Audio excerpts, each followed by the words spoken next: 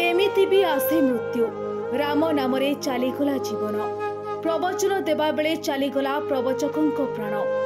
गोपाल प्रसाद बेजंक मृत्यु को नहीं शोक दुख प्रकाश कले गाँ लोके।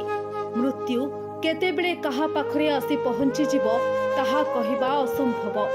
किए चालू चालू टली पड़ुछि तो किए नाचु नाचु जीवन हारुछि।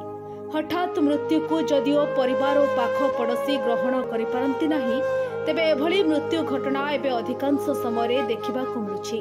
वर्तमान प्रवचन देउथिबा बेले जणे प्रवचकंकर मृत्यु खबर स्थानीय अंचल रे शोकर वातावरण सृष्टि करिछि। प्रवचन देवा बेले हठात चलीगला प्रवचकंकर जीवन। अध्यापक तथा रामचरित मानस प्रवचक गोपाल प्रसाद बेजंक मृत्यु को नहीं दुख प्रकाश कले ग्रामवासी और परिवार वर्ग।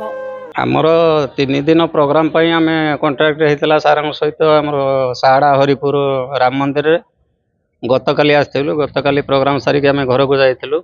तांको देह सुस्थ होले से कहले मते घर को नै चला काली आमे आसीबा। पुणी आज आमे गोटे बोलर रिजर्व करी आसिलु। आसीबा परे मंच रे जाईकी 1.5 घंटा पाखापाखि प्रवचन दैचंती। तापरे काश टिके हला। आमे कहलु सारे बंद कर दियंतु एबे। कहले हो आ 5 मिनिट परे म बंद करछु।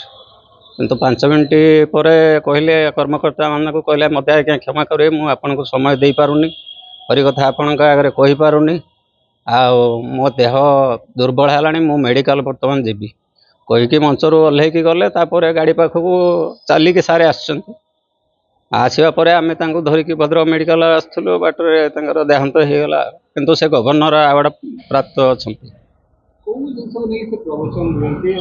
राम कथा हरि कथा आपणकर गीता भागवत जेपरिक प्राय प्रत्येक पुराण अग्नि पुराण ब्रह्म पुराण शिव पुराण प्रत्येक पुराण भी कंठस्थ अच्छा। आज्ञा आम कह कौन आम तो गरीब लोक सहित खटिले आम 5 पैसा नहीं आम गुजराण मेटाऊलु। बर्तमान तांकर देहांत पर आम तो आम गहण जड़े मुख्य वक्ता को हरईदेलु किंतु तांकर स्थान आम जीवन में कहीं पूरण कर पारा भाया न। घटना घटी भद्रक ब्लॉक साहाड़ा पंचायत रे। एही पंचायत स्थित राम मंदिर रे 3 दिन पई श्री रामचरित मानस नवान्न पारायण और प्रवचन कार्यक्रम आयोजित होइथिला। जोंथरे प्रवचक भावरे जोगो देथिले हनुमान मंदिर पाखरे वासुदेवपुर ब्लॉक आढ़ुआ धातापुर विशिष्ट प्रवचक तथा अध्यापक गोपाल प्रसाद बेज।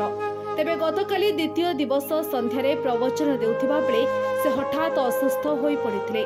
परे तांकर सहयोगी माने तांको भद्रक मेडिकल को नहीं आसिथिले। मात्र मेडिकल रे डाक्टर गोपाल को मृत घोषित करथिले, जहाकु नहीं स्थानीय अंचल रे शोकर छाया खेली जाइछि। ब्यूरो रिपोर्ट ओडिशा हालचाल।